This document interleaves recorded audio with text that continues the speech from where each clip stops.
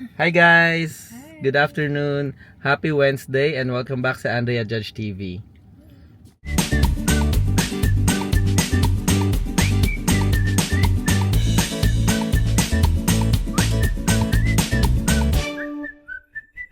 Hi guys, for today's video, gusto lang namin mag-react ni Andrea no dahil wala pa tayong nagagawang video about this. Puro pahaging lang sa mga vlog pero we just wanna share this mga messages or accomplishment or success story no para ma-inspire o to inspire other nurses lalo na yung mga nasa Pilipinas, and syempre may mga nurses din na nandito sa US na magte-take pa lang ng NCLEX, tulad nung sa akin dito ako nag-take ng NCLEX. And I just wanna make this video parang reaction video lang dahil natuwa kami dahil may isang subscriber or may isang nurse kaming natulungan or si Andrea na nag-message, and natuwa kami ng sobra no. Sobrang natuwa. So basahin mo yung message. Yan. Sabi niya, "Hi Ma'am Andrea, kamusta na po kayo? I hope maalala niyo pa ako. Nag-message po ako sa inyo during my application. And finally, nakapasa na po ako sa NCLEX. All for God's glory." So, yun. Yan. We're so Congrats. happy. Sobra for you, no? Kasi, yung kwento niya is, last take niya na to actually. So, alam niyo sa NCLEX, in Illinois, 3 years lang yung validity ng initial application nyo. So, siya, almost end na siya ng 3 years niya. So, technically, this is her last exam for dun sa 3 years na yun. No? Yes. So, sobrang blessed niya, and yun, sobrang happy ako for you kasi hindi ka na gagawa ulit or uulit. Kasi, pag nag-pass ka na sa 3 years ng initial application mo, uulit ka ulit ng process sa NCLEX. Ayan. So again, congratulations and see you dito sa US no.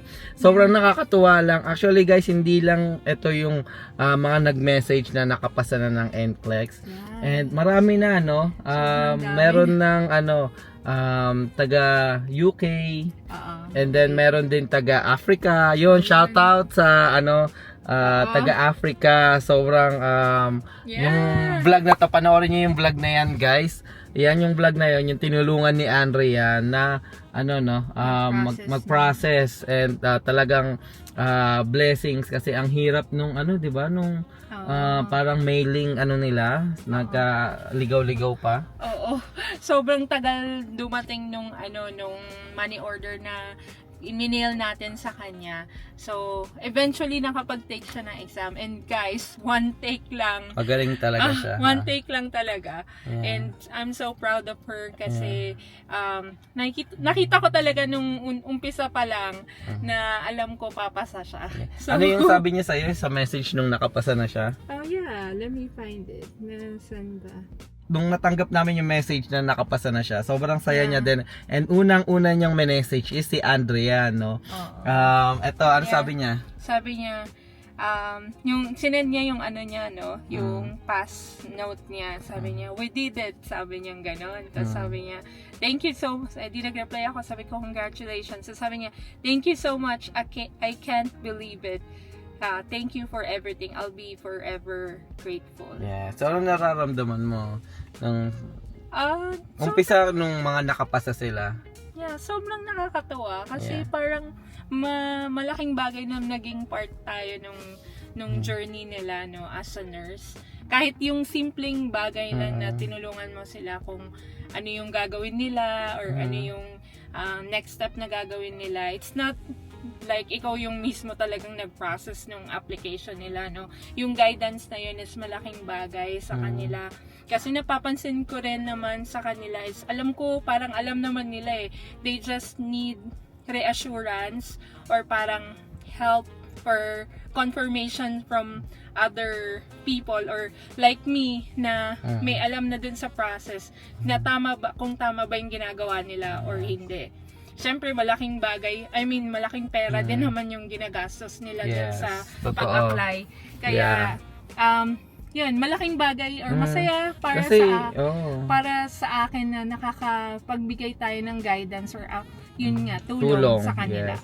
Kasi kung tutusin, magkano yung process? Nasa 25 to 30K, di ba? Mm-mm. So, yun yung natipid nila, guys. And syempre, alam mo yun, hindi naman lahat nung nakatapos ng nursing, parang ako, galing ako sa hirap, guys, kami ni Andrea, is meron kaming 30K out of, somewhere. So, talagang, grabe din yung process na ginagawa namin. So, naiintindihan namin, no? Kaya, kahit madaling araw, guys, yan, minsan pag nakita ni Andrea, magsi-CR lang siya. Pag nakita niya may nag-message sa kanya, talagang, nire-replyan niya kung kaya niya, no? And talagang, yun, tinutulungan niya. And meron pang isa na taga UK, sabi mo, di ba? Na pumasa na sabi, gusto siyang ma-meet after na, pag napunta na sila dito sa US. So, alam niyo yun, guys, yung mga success story, no? Na, na mga yon, nakaka-inspire, no? Na kung sila nagawa nila, and nagawan nila ng paraan, for sure, magagawan mo din yan ng paraan. And nandito, maraming ng mga tools or tulong, guys, na tulad yan, mga nag-vlog, mga nag-assist, may mga hindi lang naman kami yung content creator na tumutulong sa mga nurses para sa mga process nila or kung ano pa man pwedeng maitulong namin.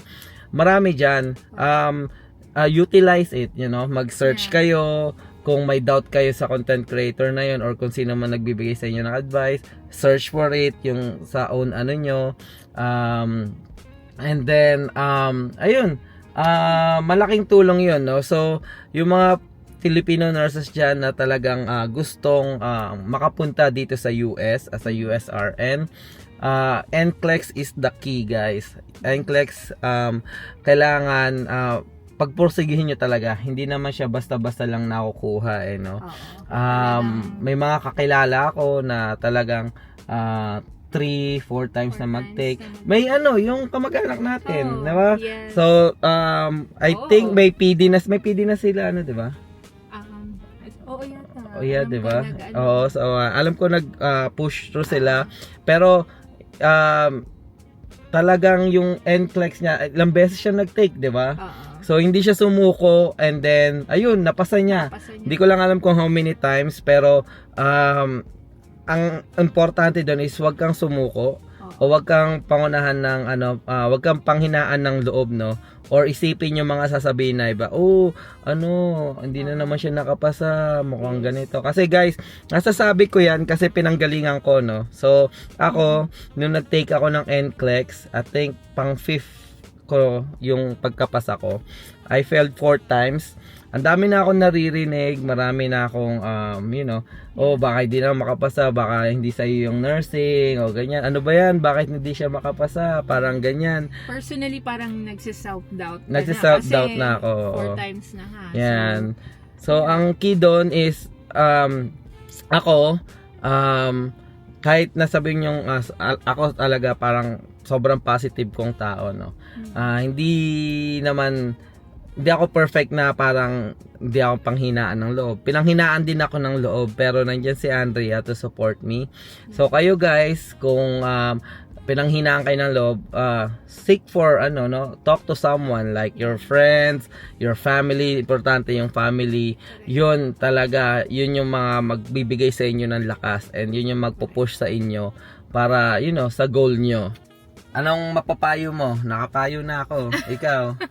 Yes. Siyempre, yun nga. Don't hesitate to reach out, guys. Pag may tanong, pag may naiisip kayo na tanong, kailangan yung i-tanong yun. Yeah. Ayun. Kasi hindi naman, kumbaga hindi mo malalaman yung sagot kung hindi mo itatanong. And syempre, don't lose hope. Kasi, sabi nga ni Judge, always say, isang exam lang yan. And kapag napasa mo na yung exam, maraming may susi ka na opportunities sa inyo. Hindi man agad-agad darating, pero you're, parang Yun yung, meron ka na. Oo, meron ka na eh. Kumbaga, yan na yung... Nakapila ka na, gano'n. Oo. Kumbaga, May nandyan ticket. na yung ticket mo. Pag dumating na yung tamang panahon, syempre may priority date and everything sa Pilipinas, meron ka na eh. Nandyan na yun. Kumbaga, aalis ka na lang. Tamang panahon na lang hinihintay mo. Then, wag mong sayangin yung opportunity. Yes, totoo. Kung NCLEX passer ka, USRN ka, huwag ka na mag-hesitate. Mag-apply ka muna, apply, hanap ka ng employer, and then, marami kasi nagsasabi, matagal yung process, yung priority date. Pero pasan pa, bakit ka nag-NCLEX, no? Kung bakit ka naging USRN. Kung may mahanap ka na employer, then go, hanap kayo, may makita kayo. Pero for sure, may mga matagal talaga na antayan yan. Okay? May priority date, minsan may ano ba tawag to? Retro, mga ganon. Minsan So hindi nyo alam yung takbo nung nung process or nung flow nung priority date. Pero kasi at least nakapila na kayo. Parang sa sinihan, blockbuster movie, no? So, inaantay mo na lang, no? Nakapila ka na, may ticket ka na. Kesa naman, nakita mong mahabang pila, sabi ng mahaba ng pila, pero wala ka naman ticket. So, hindi ka nag-move forward. Andun ka lang sa labas. Kumbaga, gusto mong pumasok sa sinihan, andun ka lang sa labas, pero wala kang chance na makapasok kasi wala kang ticket. So, use that ticket, which is yung NCLEX, and then kumuha ka ng employer pag napasa mo, then doon, mag-move on ka na. So, mag-move forward ka, medyo mabagal, matagal, patience, at least, meron ka ng ticket, may direction ka na pupuntahan. After mo mag-NCLEX, syempre, may mga susunod pa na steps. Hahanap ka ng employer. Dun tayo sa employer. For us, ni Judge, personally, yung say namin dyan is, hindi ako mapili pagdating sa employer.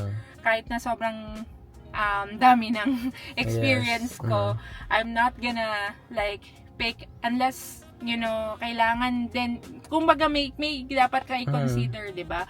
Pero kung dumating na yung opportunity at ayan na, I will grab it. Kumbaga makarating lang ako dito sa Amerika. At pag nandito na ako sa Amerika, it will open, kumbaga magkakaroon ka ng maraming opportunities. At least nandito ka na. Ayun guys, wala lang, na-share lang namin, no? Kasi matagal na kaming hindi nagkaroon ng nursing vlog, and then I think this is a good opportunity, no? Na to share yung mga reaction namin or sa mga success story, no, na nababasa namin. Actually marami siya, no, Hal, di ba? Oo, marami. Hindi ayoko na banggitin yung mga names nila, pero yes, yun, congratulations sa inyo. Meron na kayong ticket, sabi nga namin. Hanap na kayo ng employer nyo. It's up to you guys. Hindi naman namin sinasabi na punta kayo kagad dito ng US. punta Depende, kayo, pero screen or tignan nyo rin mabuti, read your contract kung merong employer ka na, decide, I know, and then pray. God will guide you kumbaga ibibigay niya sa inyo yung tamang tao, yung tamang employer para makarating ka dito. Kung para sa iyo yun, eventually magtutuloy-tuloy yan Kung hindi para sa iyo, parang may mga bumps yan. Kung hindi natuloy yun, maybe there's another opportunity para sa iyo. So, yun lang. Guys, so tuloy-tuloy lang. So, final tip sa inyo guys, una sa lahat, mag-pray kayo. Pangalawa, take your NCLEX. Alamin nyo yung mga tao or mga content creator guys, no, na tutulong sa inyo, magiging tools nyo para sa pag-process and sa mga pag-review nyo. Pag napasa nyo na yung NCLEX, hanap kayo ng employer guys. Pag naghanap kayo ng employer, do your research. Kasi makakapag lang kami guys bigay lang kami sa inyo ng based on our experience, and then kung makapagbigay kami sa inyo, makapag-refer kami sa inyo. Pero do your own research. Baka hindi para sa inyo. Ayaw nyo yung contract, mga ganon. So, research first, guys. And then, alamin nyo kung ano talaga gusto nyo. And then, last is yung patience. Yeah. Yun, patience sa pag-antay ng priority date. Hindi porket may job offer na kayo, may priority date na kayo, kinabukasan or 1 week alis ka na. So depende pa rin yan sa process ng immigration ng US pagdating sa EB3 visa. So ayun guys, yun lang yung mga tip namin. Kung gusto niyo mag-message sa amin, no, need nyo ng help, DIY process ng NCLEX or kung gusto nyo lang, naghanap kayo ng employer, baka may ma-refer kami kung may opening, di ba? Kung wala, sorry, pero kung may opening, pwede namin kayo i-refer. Message nyo kami sa American Dream Journey for Nurses by Andrea Judge TV o kaya sa Andrea Judge TV Vlogs. Yan, message nyo kami dyan guys sa mga Facebook page namin na yan and magre-reply kami sa inyo. Correct. Ayan. Currently guys, heads up lang, wala pa kaming kilalang employer or nakakausap na employer dito sa Illinois, no? Pero meron kaming friends, shout out Levi. Thank you so Shout much. out Levi. Sobrang dami mong natutulungan. Oo. Yeah. Thank you sa iyo. Thank you sa pag-help sa mga nurses din, no? Ayun. So, kung kailangan nyo ng tulong with employer, hindi nga lang dito siya sa Illinois, Yes. no? Pero sa ibang state Pero siya. paiba-iba siya minsan eh. Ang una ko na Texas. Oo. Tapos good thing merong Ohio, 'di ba? Yung Carolina. North Carolina. Yun, so kilala niyo na kung sino kayo, no, guys. Excited na kami, malapit na yung PD nyo, guys. Konti na lang. I think less than a year na lang or a year. Kasi nag-move na naman eh. So excited na ako, guys, and excited na kaming makita kayo. And yun, wala lang, na-excite lang ako. Gusto ko na sila makita. And then, Excited malay kami nyo, para sa inyo, pumayag guys. sila magpa-interview sa atin and ma-share yung journey nila as a nurse going here dito sa US. Ayun guys, siguro dito na namin tatapusin yung vlog. Again, maraming salamat sa pagsama. Sana nagustuhan nyo tong vlog namin na to sa inyo. We just want to share it and inspire other nurses, lalo na sa mga nasa Pilipinas or mga nursing student dyan na yan, may patutunguhan kayo, may goal, set your goal. And ayan, maraming opportunity para sa mga nurses, para sa ating mga kapwa nurses dyan or mga nursing student. Ayun guys, again, maraming salamat. Patuloy pa rin kaming gagawa ng mga nursing vlogs like mga ganitong usapan, simpleng nursing topics, inspiring other nurses, no, mga kapwa nating nurses, and syempre Buhay America vlogs and travel vlogs. Ayun, abangan nyo pala travel vlogs. Baka magpupunta kami sa Tennessee Smoky Mountain, September na yon.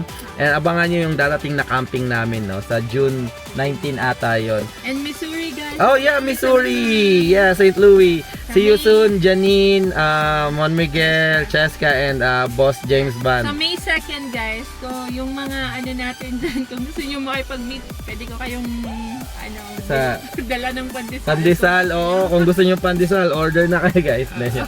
Ayun guys, maraming salamat, guys. Ingat kayo parati and God bless. Bye!